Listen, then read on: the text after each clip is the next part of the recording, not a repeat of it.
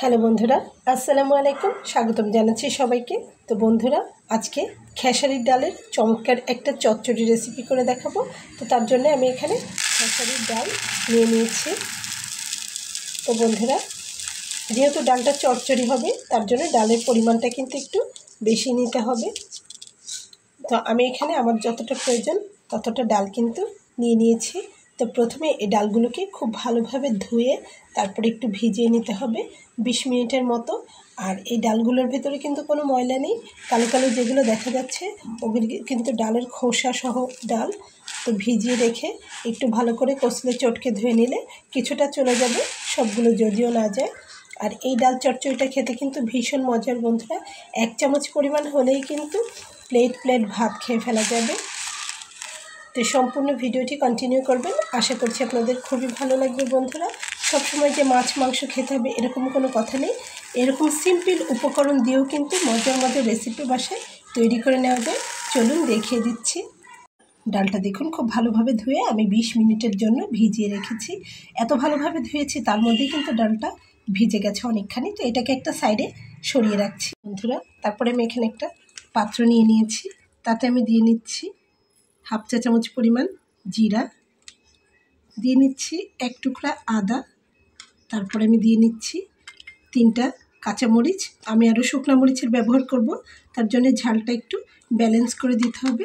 এবং বন্ধুরা, এখানে আমি দিয়ে নিচ্ছি অল্প একটু দারচিনিটা অবশ্যই দিতে চেষ্টা করবেন, কারণ এটাতে একটা মিষ্টি একটা ফ্লেভার অ্যাড হবে। তো এই মশলাটুকু আমি এখন বেটে নেব বন্ধুরা।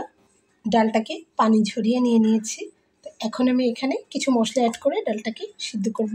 তো প্রথমে আমি এখানে একটু তেজপাতা দিয়ে নিলাম, দিয়ে নিচ্ছি 2টা শুকনো মরিচ, আর এখানে দিয়ে নিচ্ছি অল্প পরিমাণ রসুন এবং পেঁয়াজ কুচি করে নেওয়া, কারণ রসুন পেঁয়াজ আমি আরও একবার তারকা করে দিব সেই জন্যে।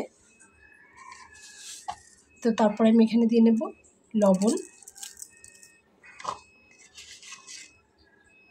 দিয়ে নিচ্ছি হলুদ,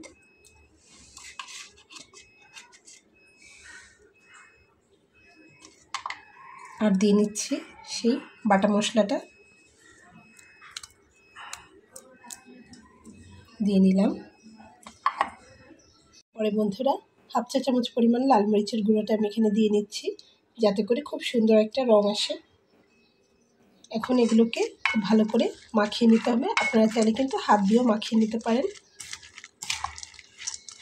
তো আশা করি বুঝতেই পেরেছেন, এখানে কিন্তু 3 রকম ঝাল আমি দিয়েছি, সেজন্য কাঁচামরিচের পরিমাণটা একটু কম বেটেছিলাম।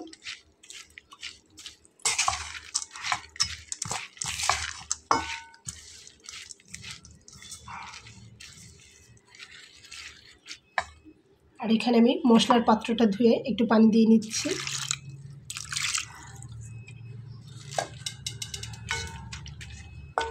একটা ঢাকনা দিয়ে এটাকে আমি সিদ্ধ করে নেব। তো বন্ধুরা, ডালটা কিন্তু ঠিক এরকম গাঢ়ভাবে সিদ্ধ হয়ে গেছে একদম। তো সেজন্যই পানির পরিমাণটা কম দিতে হয়। তো এখন আমি ডালটাকে একটা তারকা দিব। তো তারকা দেওয়ার আগে এখানে আমি দিয়ে নিচ্ছি 1/2 চা চামচ পরিমাণ চিনিটা দিলে ঝালের পরিমাণটা একদম ব্যালেন্স হয়ে খেতে একটা অসাধারণ স্বাদ ক্রিয়েট করবে। দিয়ে খুব ভালো করে আমি মিলিয়ে দেব।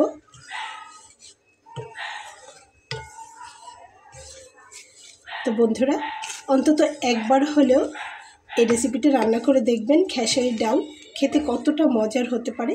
এই ডালটা কিন্তু আপনারা রুটি দিয়ে, লুচি দিয়ে, পরোটা দিয়ে সব কিছুর সঙ্গে চমৎকারভাবে পরিবেশন করতে পারবেন। তো দেখুন, আমি এখন ডালটাকে একটু নামিয়ে তারকা করে নেব। তো বন্ধুরা, চুলাতে আমি একটা ফ্রাই প্যান দিয়ে নিয়েছি, তাতে আমি এখন একটু সয়াবিন তেল দিয়ে নেব। আপনারা চাইলে কিন্তু সরিষার তেল দিয়েও করে নিতে পারবেন। তারপরে আমি এখানে রসুন থেঁতো করে নেওয়া দিয়ে নিচ্ছি। দেখুন, রসুনটা থেঁতো করে নেওয়া। তারপরে আমি এখানে দেখুন বেশ কিছুটা পেঁয়াজ কুচি করে নেওয়া দিয়ে নিচ্ছি, এবং দিয়ে নিচ্ছি 1/2 চা চামচ পরিমাণ গোটা জিরা।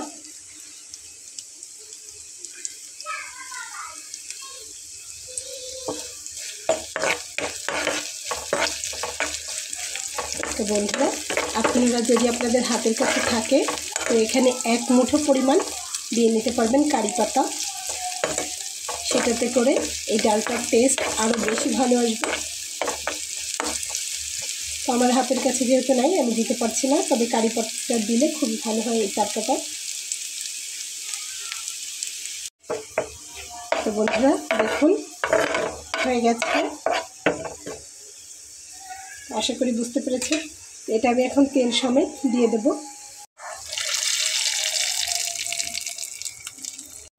আরও একবার চুলার জালটাকে বাড়িয়ে দিয়েছি একটু মিলিয়ে নেওয়ার জন্য। তো খেতে ভীষণ মজার এই রেসিপিটি, অবশ্যই বাসায় একবার ট্রাই করবেন আর ফিডব্যাক জানাতে ভুলবেন না কেমন লাগলো। একবার ট্রাই করেই দেখুন, আঙুল চেটে পুটে সবাই খাবে। তো একবার জাল করে নিয়ে আমি নামিয়ে ফেলবো, তারপরে পরিবেশন করব। তো বন্ধুরা, আশা করছি রেসিপিটি আপনাদের ভালো লেগেছে। যদি ভালো লেগে থাকে তাহলে আমার এই ছোট্ট চ্যানেলটিকে সাবস্ক্রাইব করে সঙ্গে থেকে যাবেন। দেখা হবে পরবর্তীতে নতুন কোনো রেসিপি নিয়ে। সেই পর্যন্ত সবাই ভালো থাকবেন। আল্লাহ হাফেজ। আজকের মতো বিদায় নিয়ে চলে যাচ্ছি।